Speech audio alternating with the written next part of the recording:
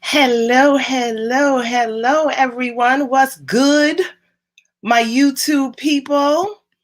What's good, my LinkedIn family? LinkedIn, I lost you a little bit last week due to technical difficulties, but don't worry. I'm here for y'all this week. What's good, my Facebook family? For those of you who don't know, well, first off, let me say this. I am so thankful that you decided to spend your breakfast, lunch, or dinner with me today. Officially, I am Candia Johnson. I am a leadership visibility coach and trainer. I'm teaching workplace and entrepreneurial leaders how to communicate confidence and position, pitch, and promote themselves as leaders within their industry, within their workplace, or even in their communities. Now, unofficially, because I like the unofficial Candy a lot better.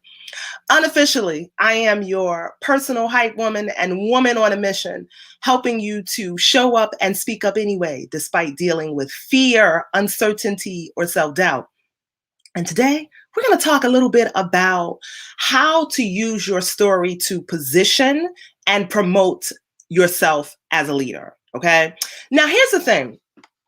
Here's why storytelling is so important to me. So, in my former life as a learning and communication consultant, I spent about 10 years climbing the corporate ladder of success only to realize my ladder was placed on the wrong building. Okay.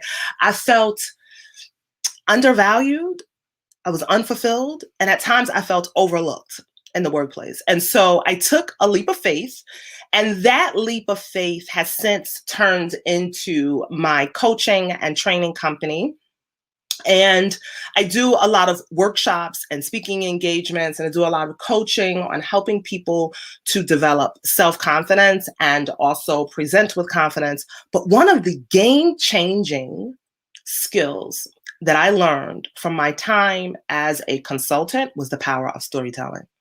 So when you are a consultant, right, you can work for a company, but you have clients. And so for me, during my time as a consultant, I would say on average during the year, I could have anywhere from 3 clients to 5 to 6 clients per year. And guess what? I still had to interview for each client.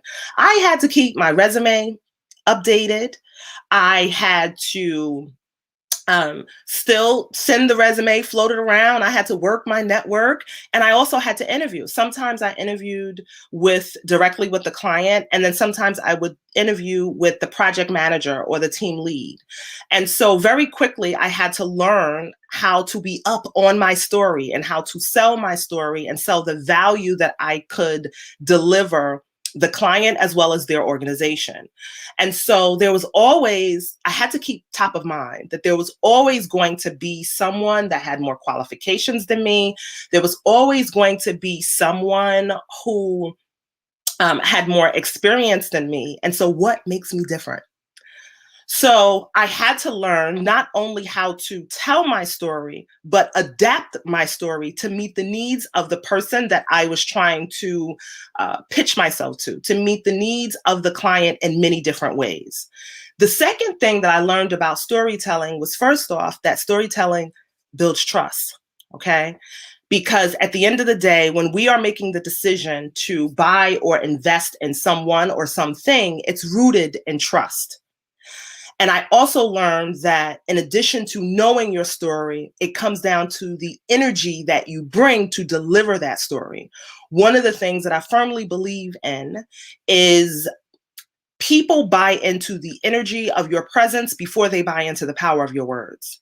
And so a lot of the times, before you even get into selling your story or talking about the great things that you've done and your wonderful achievements, you have to, have a little small talk.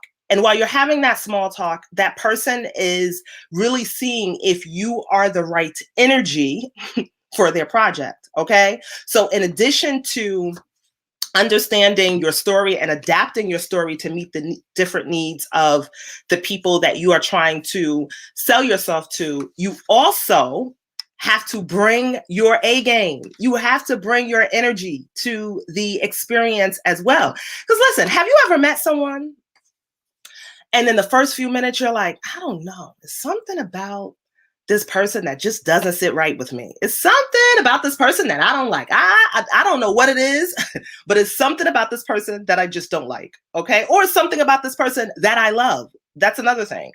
So if you've ever had that experience, then you know that it's not only about the words that people say, it's also about the energy that they bring into the room. And so today I want to walk you through not only the storytelling techniques, but also the method, the mindset. Because if there's one thing that I know, it's that success requires both mindset and method. One cannot exist without the other.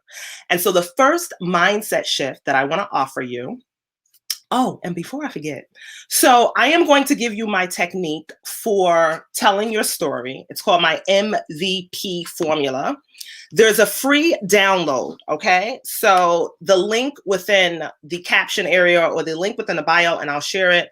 There's a free link to download the MVP formula guide that I'm going to talk you through today, okay? So let's talk about mindset shifts, okay? Because you're going to need to get your mind right on a couple of things before you go to sell yourself to anyone or any institution or any company, okay? The first mindset shift that I want to offer you is you are more than one story. Choose the story that serves your audience, okay? We are made up of many different stories.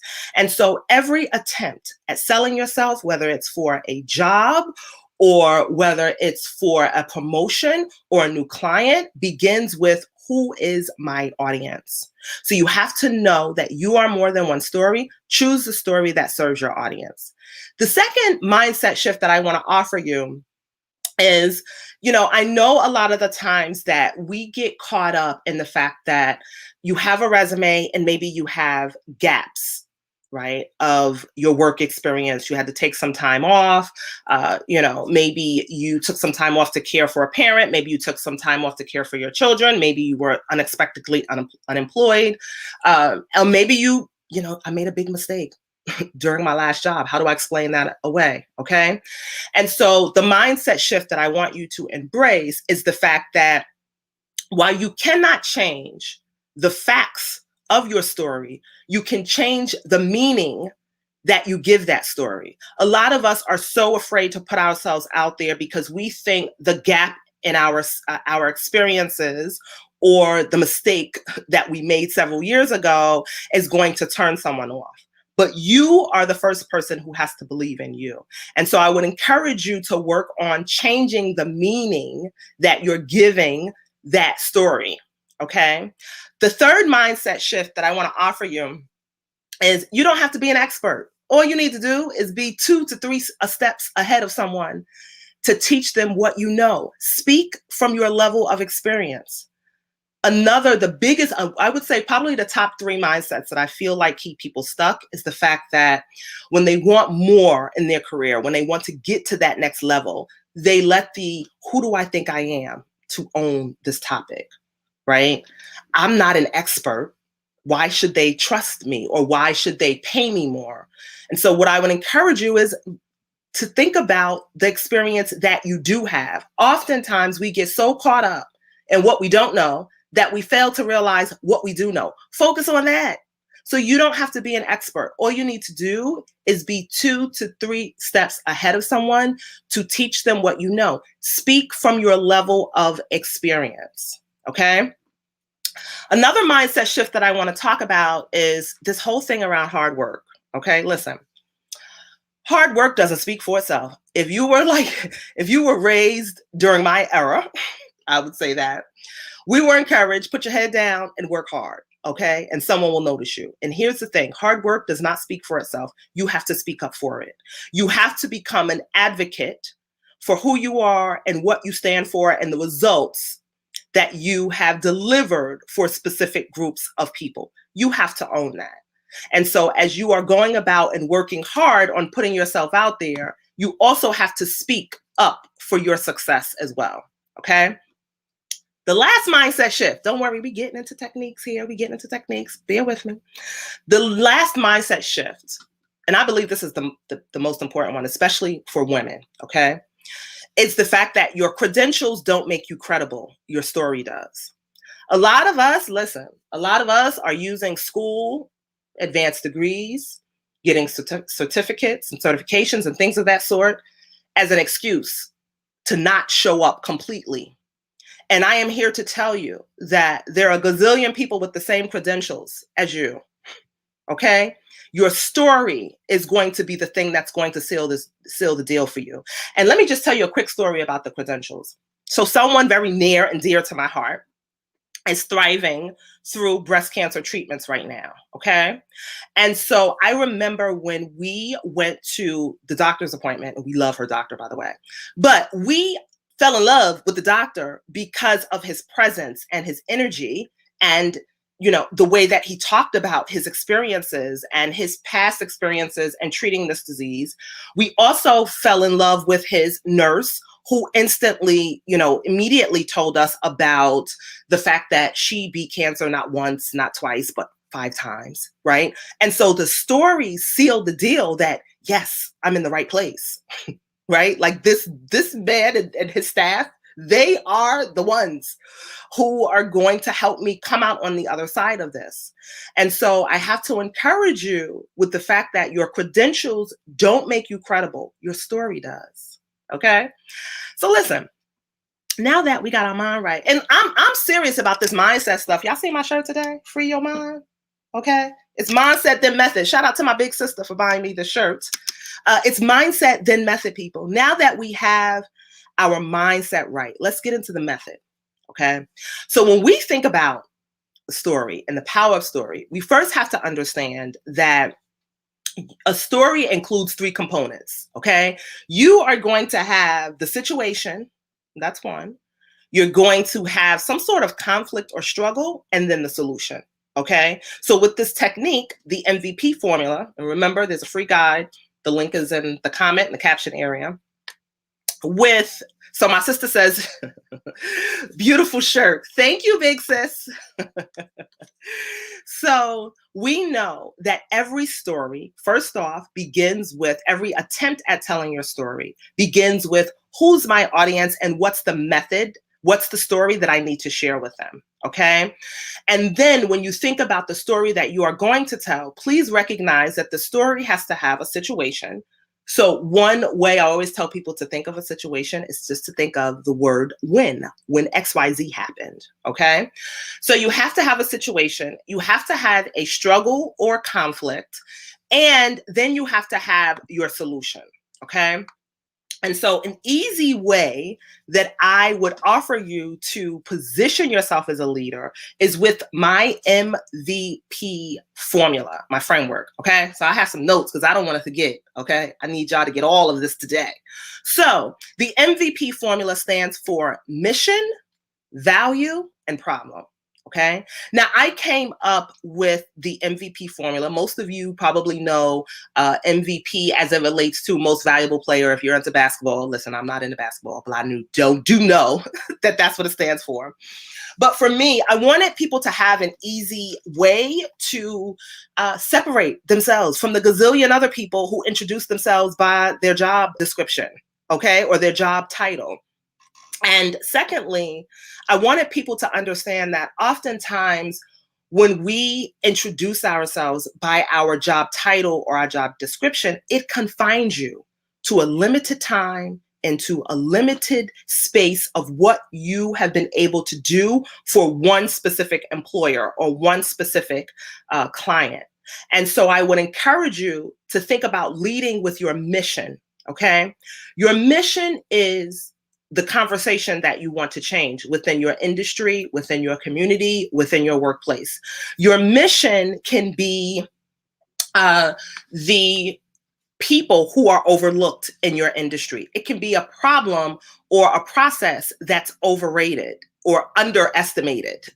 Okay. So you want to think about what's overlooked or who's overlooked. What's the conversation that you want to change? What is the thing that is aligned with who you are and what you have a track record of bringing in or throughout your career, I should say. And another thing I want to say this too. I reject the whole job title thing because I feel like sometimes if you lose a job, or if that job or client leaves, you kind of separate ties. Oftentimes we are so committed to that title that we feel like a failure, or we feel ashamed when that title or that dream job is taken away from us. So I'm here to tell you that when you align your work to a mission, no one can ever take that away from you. No one will ever be able to take that away from you. So when you think about the story that you want to lead with your mission. Lead with the conversation that you want to change. Lead with the people who you want to impact the most. Lead with the people who are being overlooked or underestimated, or the process that's overrated, right? And even if let's say you work in social work, right? And you work for an organization. Even if social work is your superior skill, but maybe you've mastered how to use a particular app, let's say it's Evernote, to manage your time or manage your caseload and documentations and things of that sort. That's also the thing that you can also own, right? You can own the fact that, social workers are often overwhelmed with their caseload, and I'm here to help them manage their time better so they can spend more time with their family or whatever, right? But be more committed to that mission than the job title, okay? So, I love this. Denise Peterson says it also keeps us in a box as far as the opportunities we pursue. Very much true. So very much true. So you have to realize that when you are introducing yourself by your job description or your job title, it limits you. You have to remember, Denise, you're like right on it. Your skills are transferable. Master that part of your story. So the second part of the MVP formula is the value that you deliver, the value that you bring to an institution, or the value that you bring to a client.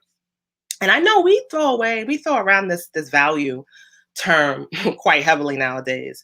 And so I want to spend some time on that. Value is simply, how do you make a person's life easier?